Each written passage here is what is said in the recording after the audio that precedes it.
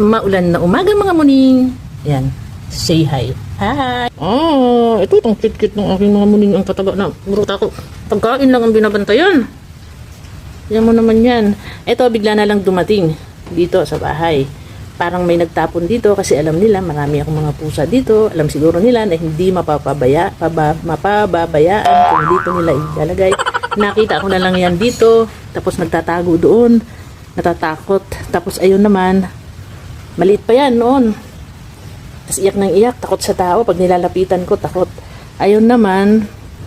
Kinuha ko yan sa kanal. Sa loob. As in, nakababad siya sa tubig na nakadipa. Na ano doon sa gilid ng kanal.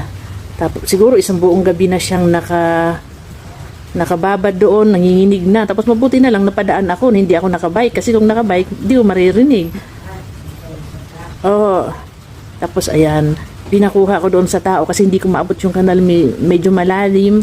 Kaya ayun, kinuha niya. Pagdating dito, pinaliguan ko, tas maaraw noon binilad ko. Ang cute. Diba? Ang cute niya na. Ngayon, ang laki-laki na. Siga pa. Lagi niyang inaaway itong isa. Ito, lagi niya itong inaaway. Lagi niyang hinahabol.